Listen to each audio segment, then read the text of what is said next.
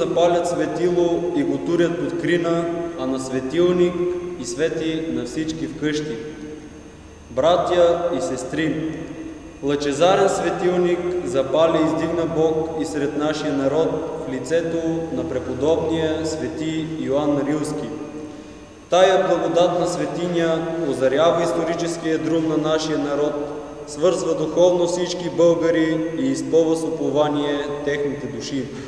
Много светии са просияли от българския род, но най-близко до народната душа е рилският пустиножител, защото нашия вярващ народ винаги го е чувствал като велик пред Бога ходатай и покровител и неведнъж е изпитвал Неговата небесна закрила.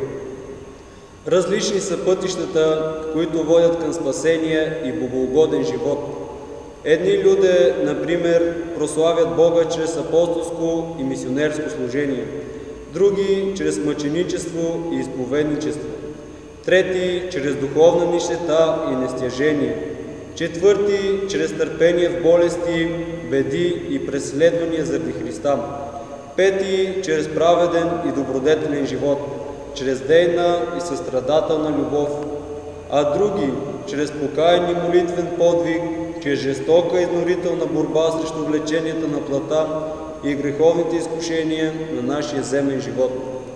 Това именно е пътят на безкръвното мъченичество, пътят на душевната чистота и на целомъдрието. Той е именно път избрал и свети преподобни Йоан Рилски. Чуден е неговият равноангелски живот. Оставил света в неговите суети, презрял всичко земно и преходно, изпълнен със своя копнеж за Бога, жаден за чист и възвишен живот, свети Йоан още от млада възраст насочил своите стъпки към пустинята. Свети Йоан Рилски е роден в село Скрино, в пределите на тогавашния град Средец, днешна София. Добре възпитан, Йоан във всичко се покорявал на родителите си, постоянно им оказва нужната почит, постоянно пребъдва в страх Божий, не се отделя от църквата, а с усърдно внимание слушал божествените слова и угаждал на Господа Бога с пост и молитва. Целият беше пленен от безгранична и безкрайна любов към Бога и човеците. Като същински серафим, духът му горял към Бога и произвеждал стократен плод, като дърво, посадено край водни извори. След като родителите му се споминали, Бог се явил на Йоан сънно видение и му казал да излезе от своята земя и да се засели в земята, която той ще му покаже. Свети Йоан Рилски раздал своето имущество на бедните и постъпил в близкия манастир Свети Димитрий от самия връх Руен. Тук той не само развил своите заложби към духовното съзерцаване, но и получи образование и придобил знания по свещените, богослужебни и религиозни книги. Приел и монашеството, но не останал задълго в обителта, а се отдал на живот в пълна самота, молитви, пост и лишение. Хранил се с билки и треви, а вода пиел от изворите. Не след дълго свети Йоан се преместил в една пещера на село Скрино, в която прекарал 12 години. Но един ден, по дяволско внушение, разбойници го нападнали и го прогонили от това място. Преподобни Йоан Рилски се подвизавал на много места, докато най-после се установил в прекрасна рилска планинска пустиня. Там той намерил ароматен дъб, който имал голяма хралупа и се заселил в нея. Обаче Бог не пожелал светецът дълго да бъде скрит. Веднъж пастири пасяли овцете си близо до място на подвижника. Те започнали да бягат под въздействието на незнайна сила и стигнали на мястото, дето бил Светия Отец. Слуховете за светията се разнесли по цяла България. Христолюбци пожелали да отидат при светеца и да получат неговото благословение. С тях тръгнал и един безноват. Свети Йоан с молитва го излекувал. За да избегне човешката слава, светецът се преместил в една тъмна пещера, до която имало много висока скала. Дявола с легион демони го нападнали, мъчили го, хвърлили го от скалата и си отишли, мислейки го за мъртъв. Той като станал, пак се изкачил на скалата с още по-голяма сила и изпълнява своето молитвено правило. Ангел Божий всеки ден му донасил храна. Слуха за светеца стигнал чак до цар Петър. Царят изпратил 9 войници да доведат светеца при него. Много изморени войниците най-накрая намерили място на подвижника. Той ги благословил и ги нахранил с един малък хляб. Като върнал обратно изпратеното му злато и даровете на цар Петър, войниците разказали всичко на царя. Народа разбрал за светеца и мнозина последвали примера му на аскет. Те построили църква до близката пещера и съставили манастир, като имали преподобния за свой игумен. А той добре ръководил своето стадо, много души излекувал и довел до Бога. Като разбрал, че неговото представление пред Господа наближава, отдал се на молитва и повикал учениците си. Всички подред разцелувал, причастил се с божествените Христови тайни, легнал на земята, вдигнал ръце към небето и казал: Господи, в Твоите ръце предавам духа си. 946 година, на 70 годишна възраст, напусна земята и предал душата си на Господа. Мнозина чудеса са извършили над мощите му и досега от мощите на свети Йоан Рилски са получавали изцеление, мнозина пристъпили с вяра. Свети Йоан Рилски е почитан освен от българската и от руската православна църква. В Русия има град Рилск, който е основан в чест на преподобния свети Йоан Рилски чудотворец. След завършването на освободителната война, църковните граждански власти на България подарили на руската църква десницата на Великия Рилски чудотворец, която и досега се намира в Русия. Братя и сестри, свети Йоан Рилски е нашата родна слава, нашият закрилник и покровител пред Бога. Като празнуваме днес светлата памет на свети Йоан Рилски, нека още повече да го възлюбим, още повече духовно да се привържем към него, а при възможност и да посетим местата, които е обитавал. Нека му се помолим и с думите: Преподобне Отче Йоане, бъди наш небесен закрилник, не ни изостави във време на беди и изкушения. Отче Йоане, моли Христа Бога за нашите души. Амин. Амин.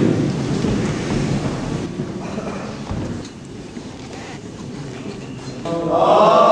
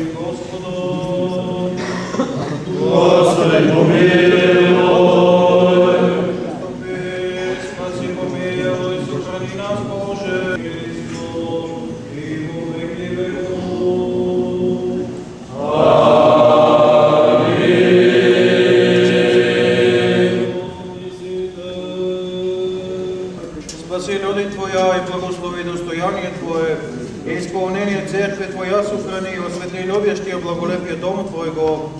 Те, Госпослави Божествено Твое усилую и настави нас, уповающих на Тя. Мир мирови Твоему дару и Церквен Твоим священником, народу нашему, Христолюбивому воинству и всем людям Твоим, яко всякое деяние благо и всяк дар священств, совершен священство от Тебе, Отца Светов, и Тебе славу и благодарение и поклонение, посылай Отцу и Сыну и Святому Духу, ныне и пресно и во веки веков.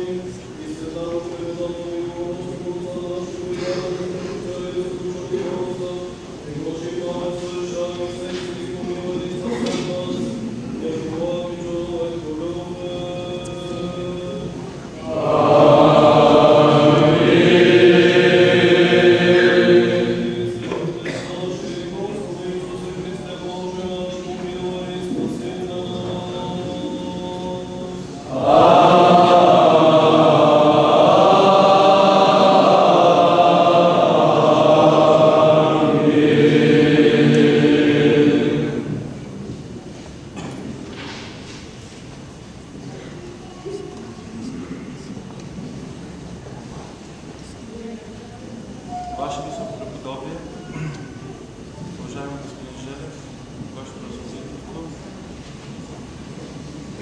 уважаеми господин Текин, господа учители, драги семинаристи, в деня, в който православната ни църква чества паметта на най-големия български светец и покровител на българския народ, преподобният наш отец Йоан Кръстителен Чудотворец, по решение на Светия Синод, аз бях определен да дойда тук и заедно с високопреподобния ректор архимандрит Сионий да отслужвам Светата Божествена литургия и молитвено заедно с всички вас, които участвате молитвено с нас в литургията, да отбележим духовно, да се преживеем заедно с всички, които честват Неговата светла памет на този ден, Неговия свят празник. От името на Негово Святейшество български патриарх и Софийски митрополит Максим и от името на Светия Синод на Българската православна църква изказвам на Негово високопреподобие архимандрит Сионий, ректор на здраве, сили, да дарува на господа учителите търпение, за да преподават на семинаристите обучението, а на семинаристите Бог да дарува наистина здраве, разум, да приемат това учение, да го разбират и по този начин да дадат, както е в евангелската притча, плод стократен. Още един път честит празник за много години и Бог да благослови вашите трудове. Ваше високо преподобие, обични в Господа Отец Науме, от свое име, от името на учителската колегия, на нашите възпитаници, ученици и курсисти, благодаря за поздрава, отправен към мен, към всички тях, към всички събрани в Божието име, в прославеният храм на богоносният Йоан Рилски чудотворец. Моля, поднесете на Негово святейшество нашата синовна обич, нашата синовна почет, нашите благодарности за неговите молитви и за поздрава, който изпраща до нас. Желая лично и на вас много духовни радости и успехи и за много и много години. Амин. Благоденственное и мирное житие, мир, здравие же и спасение, и во всем благоем утешении подашь, Господи, благочестивому и православному българскому народу, правительствующему синклиту и христолюбивому нашему воинству, святейшему отцу нашему Максиму, патриарху българскому и святейшему българскому синоду, и сохрани их на много лета.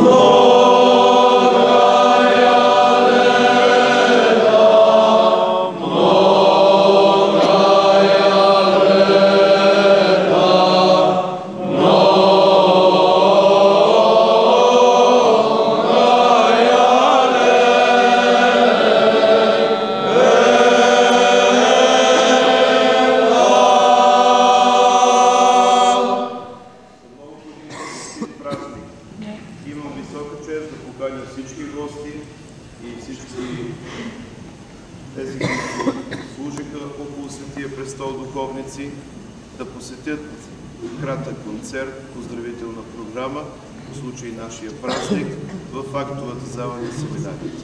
За много и много години честит празник!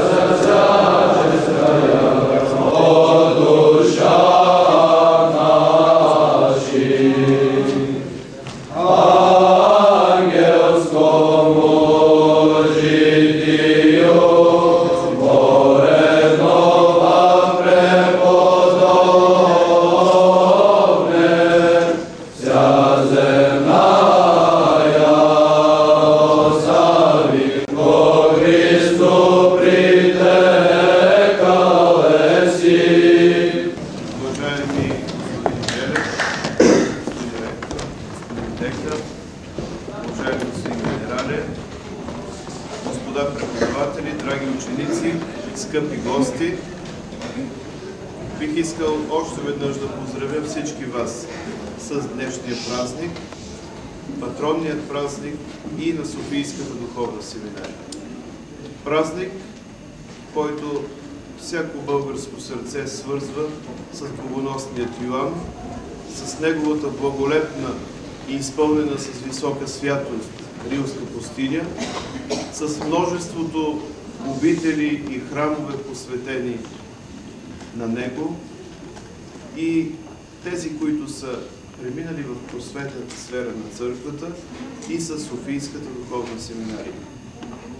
Велик е богоносният Йоан. Велико е неговото духовно дело за християнизацията на нашия народ, но велики са и неговите молитви и постоянно застъпничество за нас пред престола на Всеподателя. Като честите на всички вас празника, ви казвам още веднъж добре дошли в Софийската духовна семинария. Желая приятно изкарване на тези няколко часа при нас и нека се радваме, тържествуваме и почитаме в светлата памет на богоносният Иван. Честит празник за много години!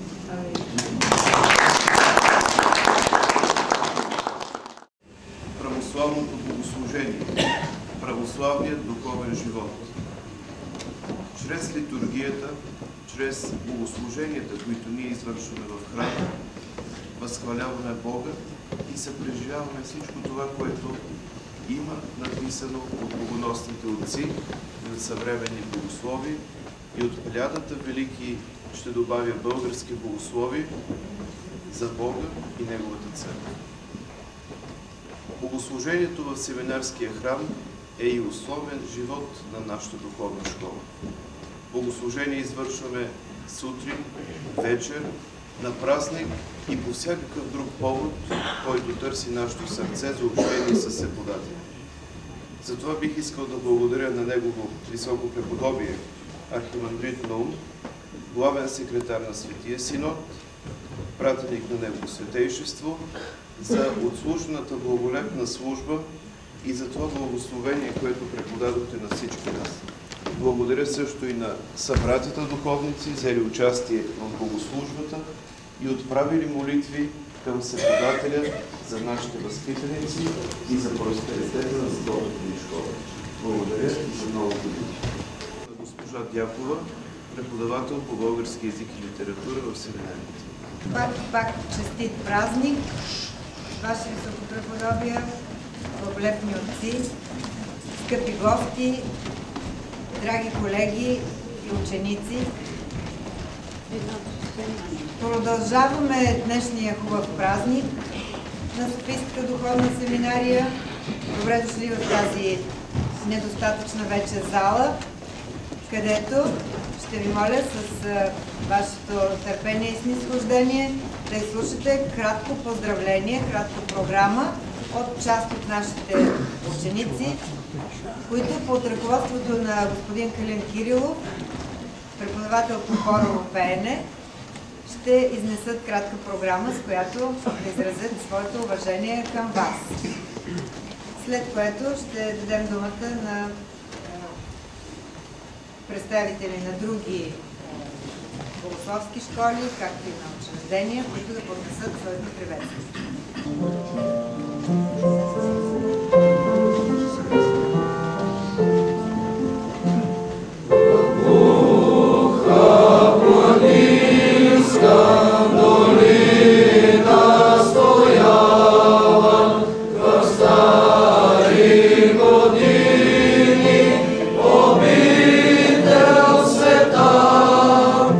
Кандило блестяло, моли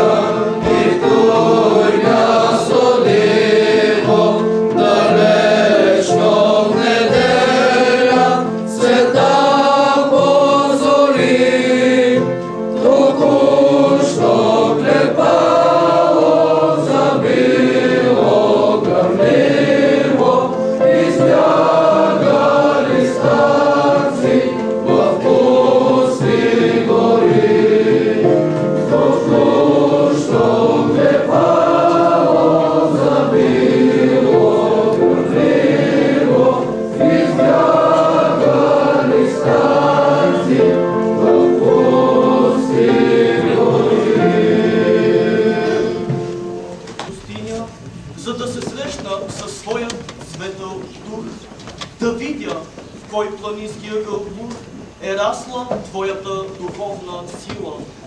По тъмните раздолия се губех, край шумните потоци спирах, навеждах се над урвите в захлас и всичко, що обичал си, възлюбих. И мислех си, ей тука, твоите стъпки минавали са в сенки и лъчи. И сякаш виждам сянката ти светла, наведена над нежните цветя.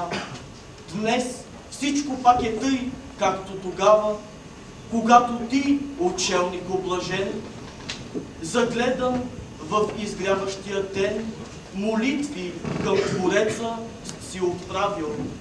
О, дивни постнико, тук те усещам и в детственият лес и дол, и в златни подцветята ореол, и в облака, в небето, който плава. Може би за той е по-красива природата, в този край свещен, защото твоят дух блажен на всичко благодатно се разлива. Езикът слаб е да ти пеем песен, поклон пред тебе, учелнико небесен.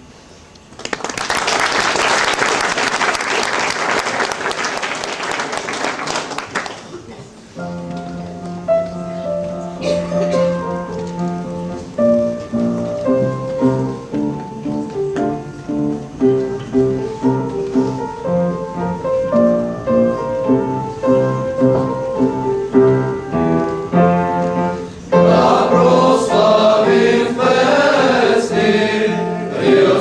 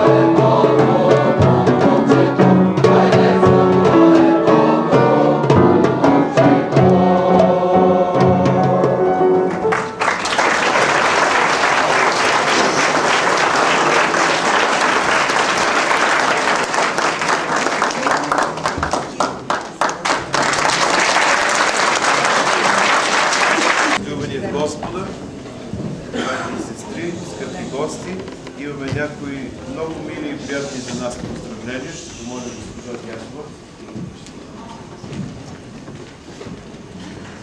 Поздравление от него от Светейшество българския патриарх Максим по случай патронния празник на Софийската духовна семинария. Ваше Високопреподобие, от мое име и от името на Светия Синод сърдечно честитя на вас, на преподавателите, служителите и учениците патронния празник на Софийската духовна семинария Свети Йоан Рилски. Бог от Негова закрила нека да ви дарува здраве и добри успехи в просветното служение на Светата ни църква. Призоваваме над вас Божието благословение и оставаме ваш Христа, молитвовател Максим, патриарх Българ. Това е първото поздравление.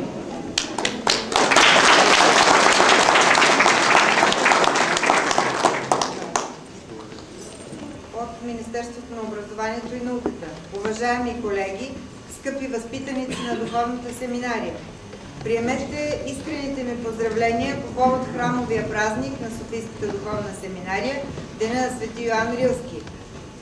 Последователността в съхранението на традицията и същевременно усъвършенстването на избрания образователен модел, това е емблемата на вашето училище.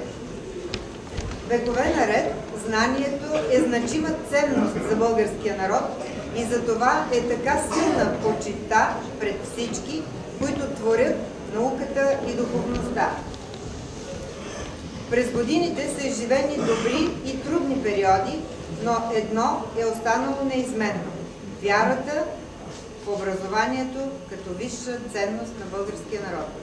Честит празник, доцент доктор Даниел Вълчев, заместник министър-председател и министър на образованието и науката. Поздравителен адрес от Военната академия Георги Сава Раковски.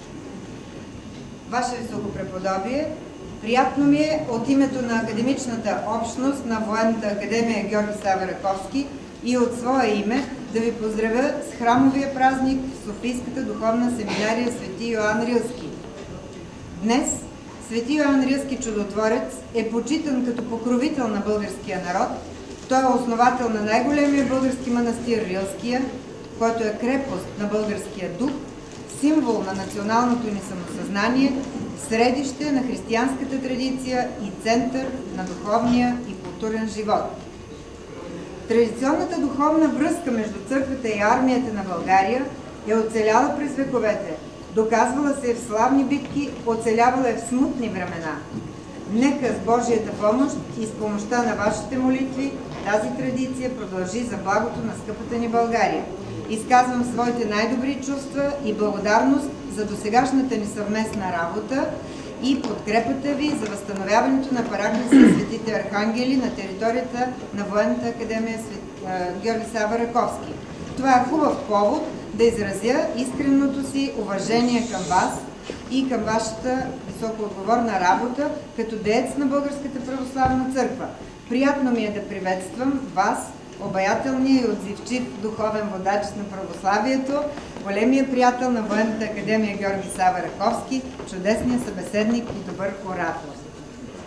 Поздравявайки ви с този голям празник, от все сърце ви желая крепко здраве, дълголетие и по-нататъчни успехи в името на Българската православна църква за засилване на ролята й, за постигане на благоденствие и единство на нашия народ. За началник на Военната академия Георги Сава Раковски, заместник началникът на Военна академия, бригаден генерал доктор Вълк.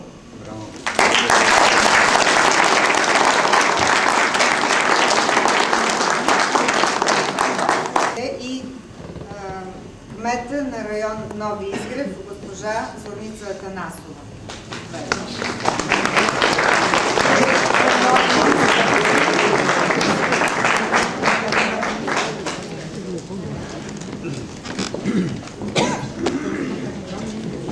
Ваше Високопреподобие, уважаеми преподаватели и семинаристи, днес вашето духовно училище и всички ние честваме Деня на Свети Йоан Рилски, чудотворец. Надмогнал всички земни удоволствия, той се превръща в велик духовен водач който служи на Бог и народа си.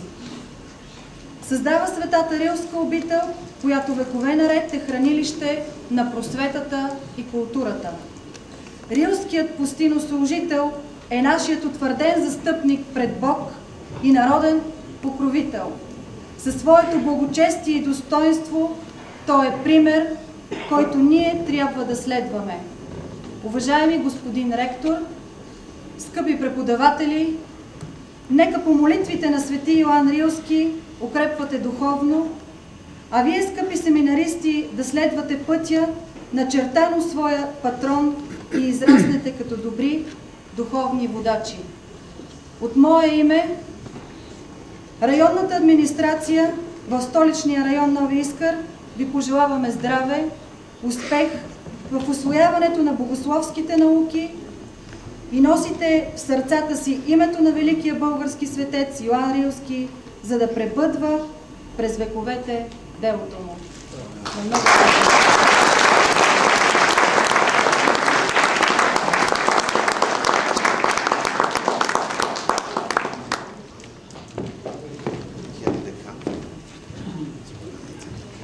Преподобие, досточни гости, драги гости, преподаватели, ученици. Днешният светъл празник започна с едно богословско слово, посветено на образованието. Като че ли аз последен трябва да произнеса моя адрес от страна на Богословския факултет и считам за свой дълг отново да призова вниманието ви към въпроса за богословието. Особено се радвам на възможността да се обърна към всички вас за днешния светъл празник. Бих желал да поздравя всички с любов и да благодаря на онези от вас, които отправиха в поканата към мен най-сърдечни думи. Ние живеем в бързо променя се свят. Езици, някога ограничени до далечните краища на света, днес могат да се чуят в ежедневното общуване. Само за няколко десетилетия множество нови думи и изрази влязоха в живота. Интернет, кибернетично пространство, виртуално общество, глобализация. От друга страна, много богати на значение и смисъл думи от богословския речник, като духовност, общност и други, се лишиха от истинския им християнски контекст и се превърнаха в достояние на профанния език.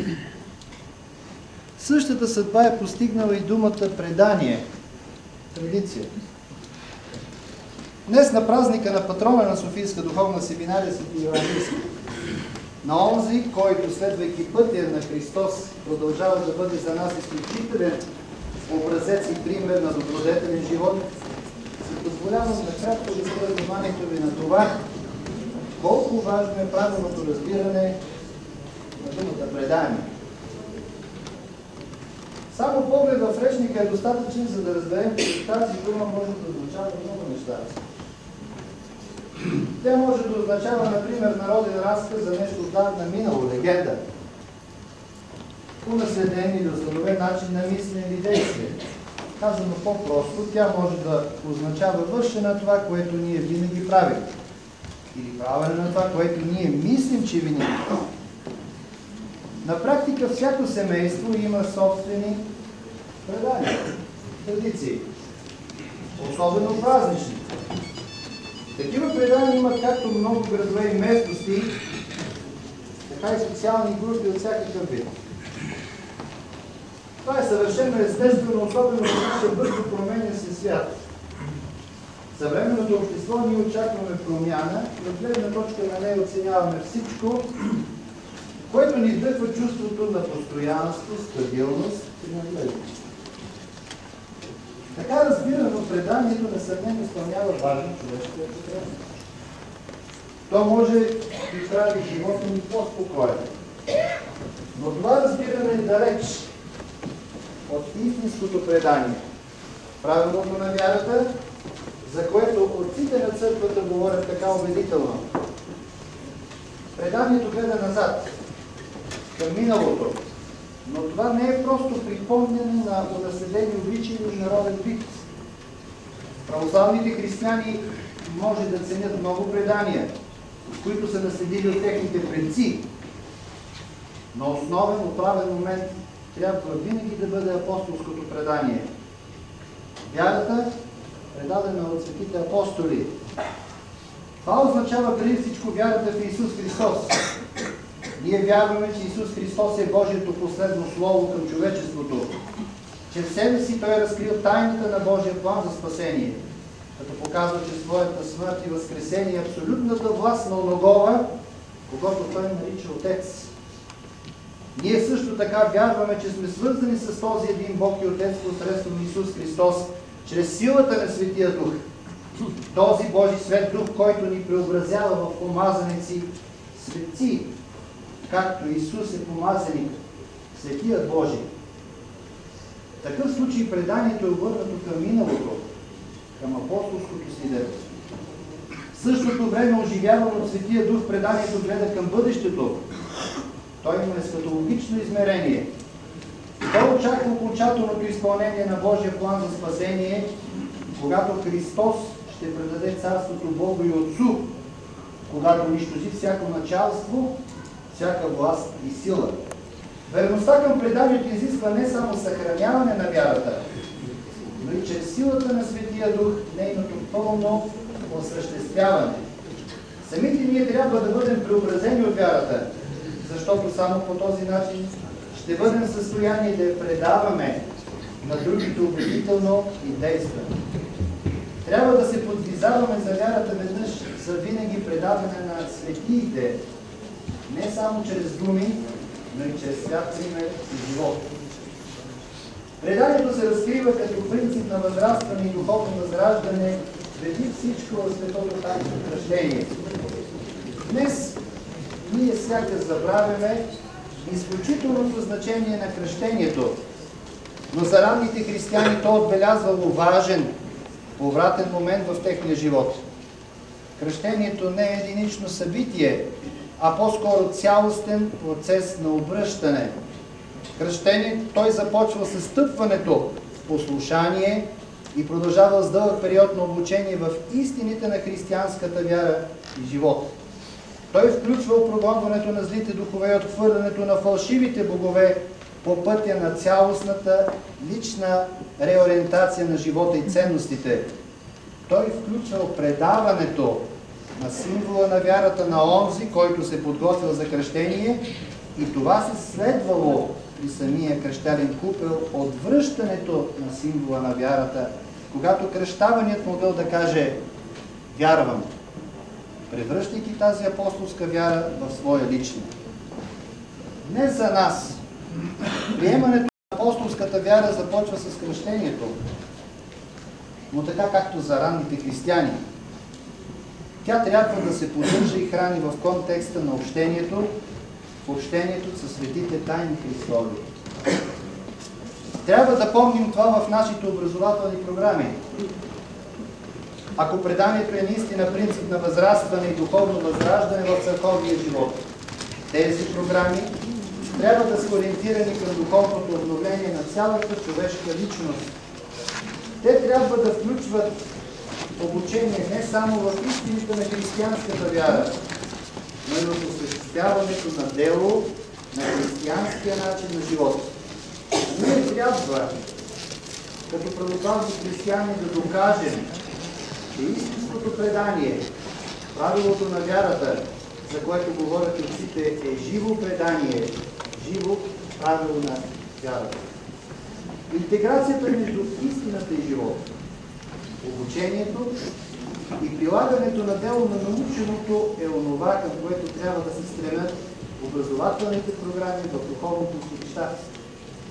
Уроците по свещено писание и догматическо богословие и другите дисциплини трябва да се допълват и от други форми на безкористно служение на другите. Светъл празник. Като следваме с Йоан Рилски да бъдем светила за целия свят, стена и основа на вярата, да пребъдваме в Словото Христово, да бъдем Негови ученици и ще познаете истината истината ще ви направи свободни. Честит празник!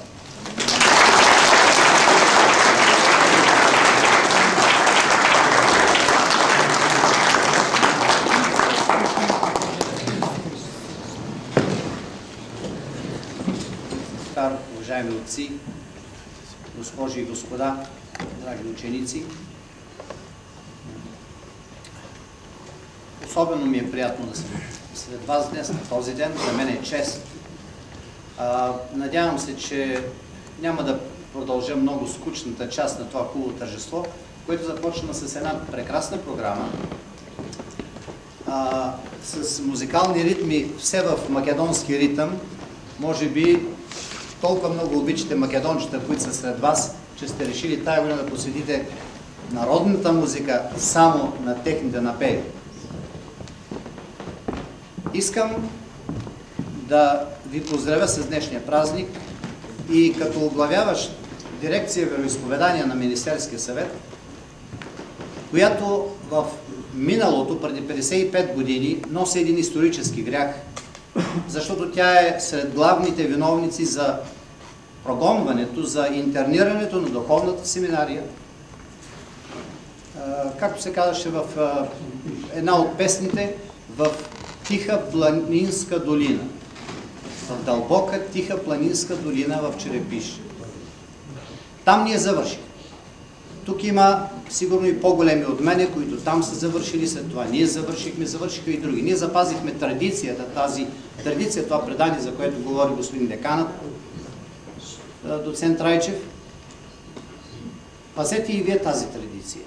Пазете я, защото името, което ние носим, всъщност името семинарист, понеже аз имам честта да бъда такъв, в крайна сметка се дължи на духовната семинария. Ние не сме го придобили, то не е наше, ние сме го взели от духовната семинария, от нейните учители, от нейните ректори. Пазете това име и го носете високо. То винаги ще ви бъде гордост и съм убеден, че много от вас ще бъдат гордост за духовната семинария в бъдеще. Завършвайте, учете, предоставени са ви чудесни възможности, особено сега, откакто духовната семинария е в стария си дом. Прекрасни възможности имате, независимо от недоимъка, независимо от студа, който изпитваме и ние сега с вас, но зато и пък атмосферата е прекалено гореща, бих казал, дори топла, искрена. Така че, независимо от всички трудности, учете и възползвайте се да бъдете работници на Българската православна църква. Знам положението по-добре, може би, от всички вас, как е в другите вероизповедания. Няма защо да го коментираме. Има една основна причина за това, ако някои са по-добре от Българската православна църква в едно и друго отношение. Усърдната работа. Постоянство и работа. Жертвоготовност и работа. И тогава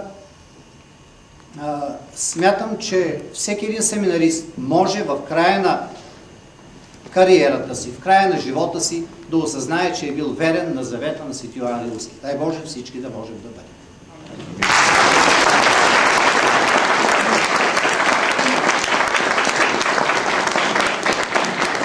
Има втори храм, Свети Иван Рилски, в двора на Българската екзархия. На този ден, също така искам да ви обърна внимание, празнуват български храмове по целия свят, по всички континенти. В Австралия, само в Азия мисля, че нямаме Свети Иван Рилски още, в Австралия, в Съединените американски щати, въобще в Северна Америка и в Канада. Един от най-новите храмове е в Лисабон, Свети Иван Рилски. Нека да им пожелаем на тях честит празник и да бъдем обединени от Свети Иван, от неговите молитви пред Бога за всички нас.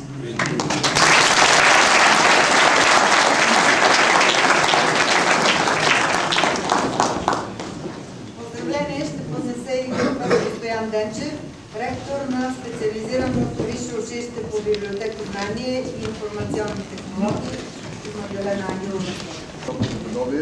Господин ректор, Ваше високопреподобие, главен секретар на Светия Синод, господин Декане, господин генерал, Аз не мисля да чета подготвеното от мен и колегите приветствие към всички вас, към семинаристите, тъй като, както спомена и професор Желев, така от изключителната част започна да набъбва и след перфектното академично слово на господин декана, след прочувствените слова на професор Желев, просто искам да изкажа своето задоволство от подготовката на младите семинаристи, които завършват вашата духовна семинария. Нашата, на всички. И не само като ректор на специализираното висше училище по библиотекознание и информационни технологии, а позволете ми и като член на настоятелството на Патриаршеския храм Свети Александър Невски. При нас, за моя радост и може би за ваша, има няколко студенти, които са завършили вашата семинария. Искам да изразя моята дълбока благодарност към вас, към преподавателите на семинарията, които подготвят тези младежи по един много добър начин, не само в областта на образованието, но и в областта на техния морал и тяхната духовна култура. Приемете моите най-искрени пожелания за здраве, успехи на вас, на вашите семинаристи и чакам да дойдат в моето училище. Благодаря.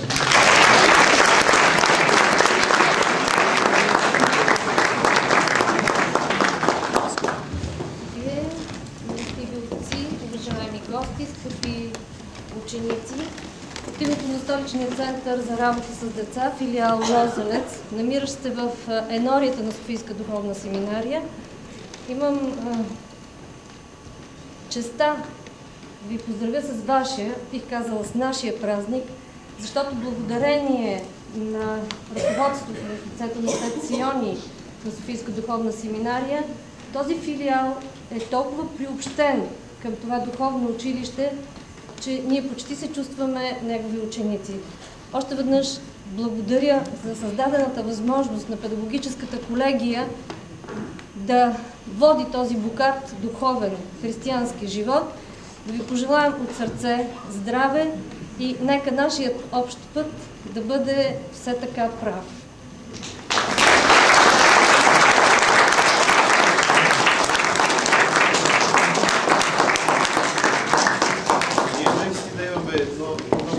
Сътрудничество и приятелство и братолюбие, бих казал, с този център. Може би, защото възпитаниците на центъра са предимно девойки. И всички семинаристи имат желание да участват в програмите на центъра. Това е нещо съвсем нормално и хубаво, но основното, за което поддържаме тези връзки, са голямото православно сърце, което има ръководителя на центъра и постоянното й участие в богослуженията, заедно с нейните възпитаници. Особено на празници, когато нашите ученици са ваканция, те поемат пеенето в клира, поемат празничните служби около Великден, така че виждате, че тук има един метох на семинарията, така малко по-надолу в Лозенец. Благодаря. Ваше високо преподобие, отец ректор, драги гости, скъпи колеги, нашата и ваша школа имат духовно родство, защото имат рядката историческа възможност да носят имената на светия Димитър Патриарх Търновски, на свети Йоан Рилски. Два истински големи духовни стълба на българския народ във всички времена. И в средновековието, и днес. И аз искам да пожелая на вас, на колегите, на вашите възпитаници, да бъдете здрави, да имате сила на духа, за да пренасяте в бъдното вярата, любовта и надеждата в доброто. Пребъдвайте в добрите дела, защото нашето училище има радостта да бъде единственото в София, което има православен параклис, благодарение на вашето изключително съдействие и сътрудничество. И аз изразявам пред всичкото искрената благодарност на възпитаниците на училището, на родителите, на учителите, защото днес, в 21 век, повече от всякога имаме нужда да съхраним българската духовност и българската национална идентичност. И това е един от пътищата. Честит празник за много години!